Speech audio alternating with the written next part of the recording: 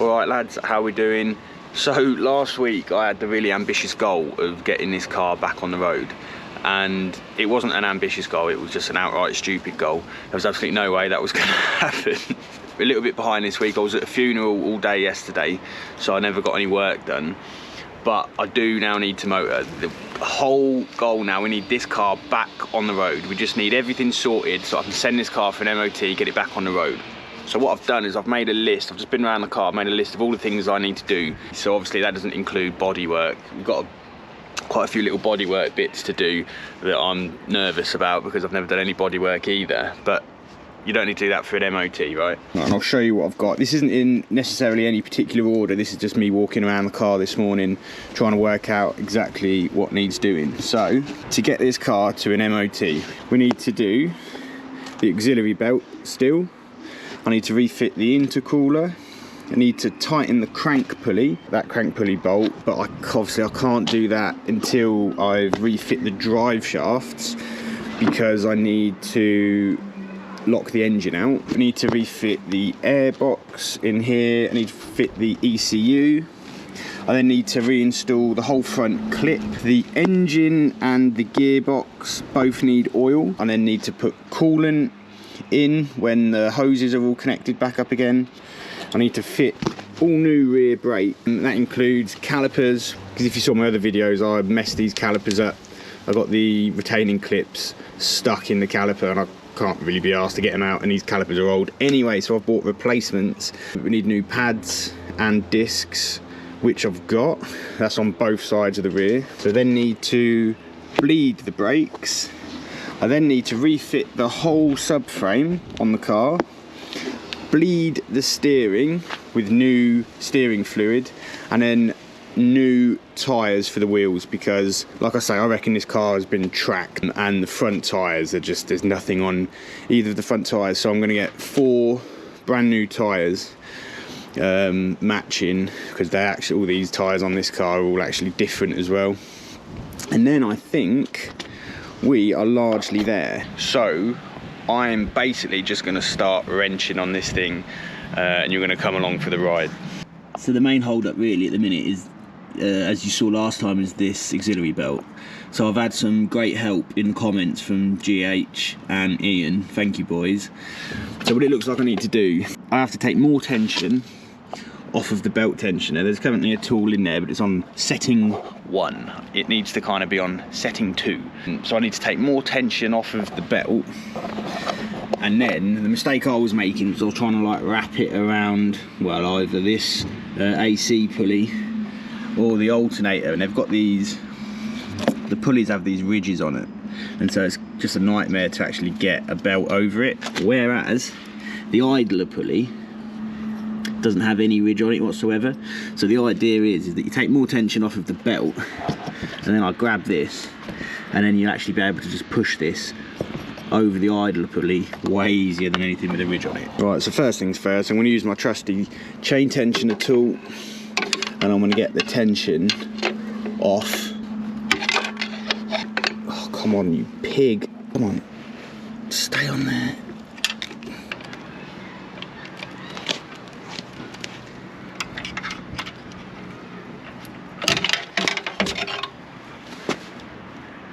No.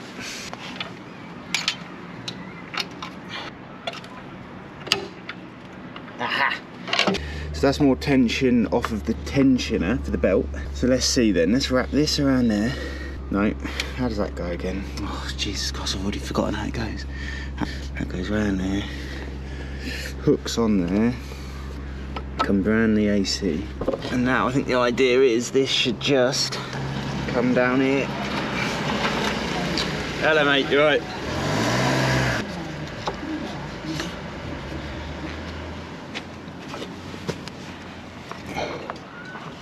Oh, there's still not enough stretch. Go on. Right, I am at my absolute wit's end with this serpentine belt. I don't know what is wrong with it, but I have now taken off all the tension I could possibly take off of the belt tensioner. The belt is routed the correct way. It goes over the alternator like that, and then it's supposed to come down here then go over the idler pulley, the idler pulley. But it just, no matter what happens, that's how short it is, and there's no pulling the belt enough to get it over that. And the strange thing is that the old belt also doesn't fit. So I don't think it's a problem with my belt. The new belt is the same size as the old belt, and I can't put the old belt back on either. I'm having the exact same problem, and I just, for the life of me, cannot work out what it is. I even fished the old idler pulley out just to compare the size. The size is the right. I've double checked to see if I bought the right crank pulley and the part numbers match up. The only thing I can think of is that the belt tensioner is off. There's something different about it, because this belt isn't going on there for love nor money. There's no amount of stretching. It's just not gonna go. That's as, look, I mean, I'll hang on that. I cannot work out what might be different or what might be wrong. So I've got that in there, and that is an empty hole. I've been following a really dodgy diagram that said that you need to fill this hole with that Torx, when really the idler pulley goes in that bolt, which shifts the whole thing up, which means I can get the bolt over it. And I've only just worked that out because I found someone else on a forum somewhere that's done the exact same thing I've done, and it's because we both followed dodgy diagrams when reinstalling the timing chain cover. Very annoying. Another silly mistake, and I should have caught it really when I took the old idler pulley off. So I need to take that bolt out, put the idler pulley in there, and then that should solve my problem. Okay, so now with the idler supposedly in the correct hole, the belt goes over the alternator like that, and then it should just slip right into place like that. Right, well, lesson learned. GH, Ian, you were still correct. I still needed to take extra tension off of the tensioner, but there was no excusing the fact that I royally screwed that up. Right, good, we're on. Let's continue. And here's a quick tip for anyone who's learning any kind of new skill. When you make errors like I just made, it's really easy to just be like down on yourself and just be like, stupid idiot, you worthless piece of, like, but whenever you're learning any new skill, like, there's a massive element of it of like you have to play the fool. You kind of act the fool out. You know, if you're learning to play the piano, you'd get it wrong often, and it's the same when you're doing car stuff. So if you find yourself you know, working on cars, and or you don't dare because you don't want to make any mistakes, part of being successful at literally anything is making loads of mistakes. So that's why I'm not too bothered about showing you guys every time I screw up, because it's literally part of it. Alright, so next up, while I've still got really decent access underneath, I'm going to refill the gearbox with oil, and I'm using MTF 94. And also, it's absolutely delightful weather today.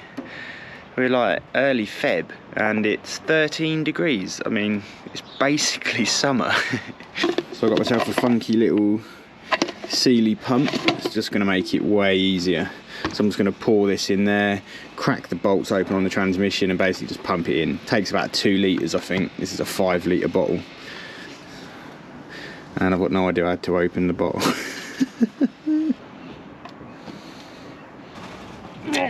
Son of a...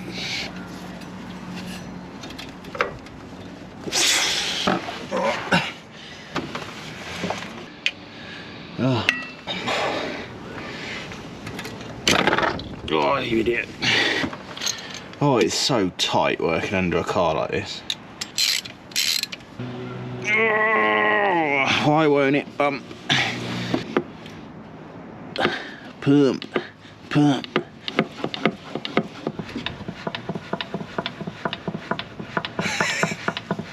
Right, and all you do is you fill it up apparently until it starts coming out the top a little bit, and then you snug up the bolt, and that is all done.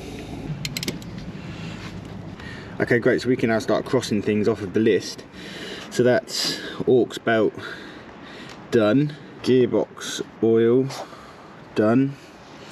So while I was under there, I noticed a couple of other things. Slave cylinder, I just need to redo that, do the bolts back up, and I also need to reconnect the gear linkage. So I'm going to do those two jobs right now.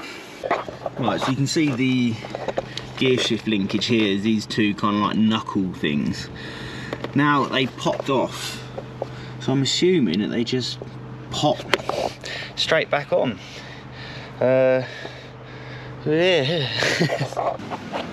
So I think it's actually easier to do this from underneath the car. Oh god, the wind right in my mouth. So stick this in there.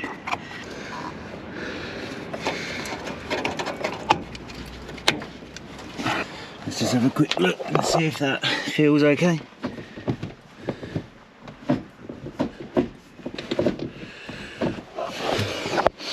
Feels alright to me.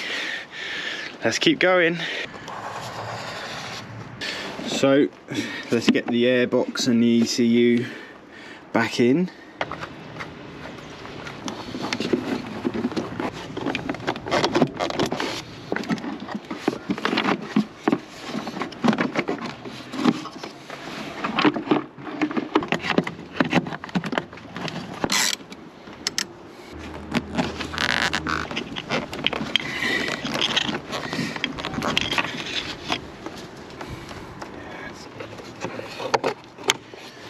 Fantastic.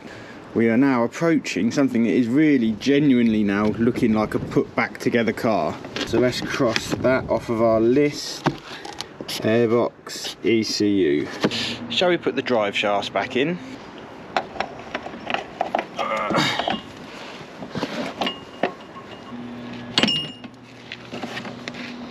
This one's a little bit more involved because you've got this bracket mid holder thingamajigger.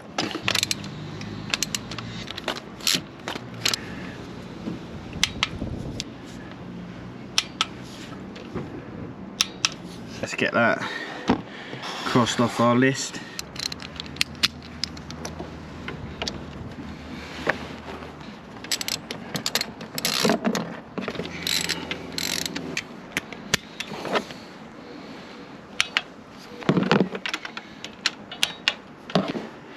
That's another job. Okay, cool. What next?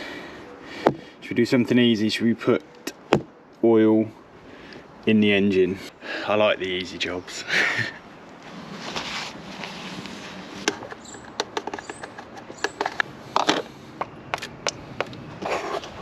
Well, that was nice and easy. I didn't actually put the complete full amount in. It takes 4.7 litres. That bottle's 5 litres. I'd rather put just under in first, and then when we get the engine going, I'll run the engine, get it into the oil filter housing, turn it off, check the dipstick, and then top it up. I'd rather put too little in rather than too much. I wouldn't want to overfill it. So I've made some absolutely cracking progress today, for me, at my pace. So the next big job that needs doing on the car really is we need to fit the subframe back onto the car. But before I do that, and while the subframe's out, it's just going to be easier to do the ball joints that I need to do. So I've got these new Febby Bilstein items. This poses my first problem. These are the lower outer ball joints that connect to the hub carrier. But I have a problem with one of mine, and I've just been hammering away at it. These things, so they bolt up, and ordinarily you undo the bolts and these just drop out. This is the hub carrier here that you can see. Well, mine are absolutely welded to the hub carrier, and I've been giving it quite a good bit of hammer and pry bar action. And you can see I've managed to kind of bend this flange away, but they are not moving. So this is now my next pain in the arse job to do.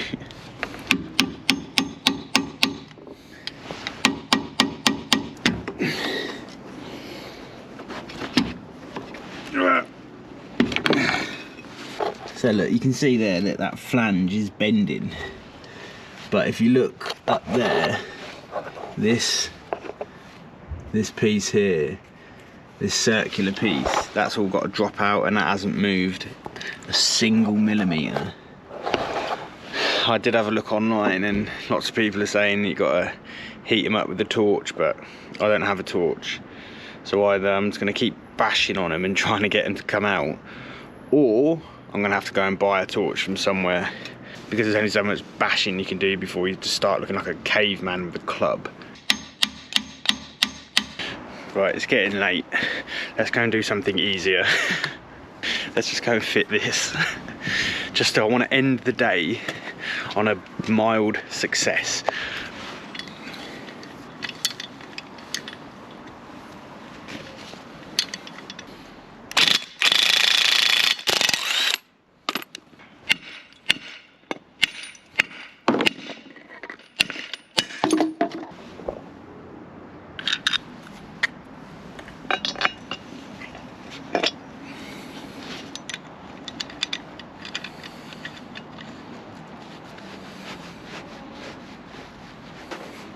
You can see this is the old ball joint.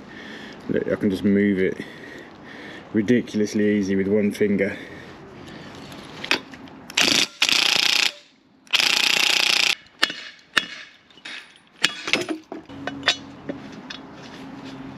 Right, we're going to end there. I want to come back tomorrow and I'm going to hammer off that other ball joint, and then we're going to get the subframe back in. See you in the next one.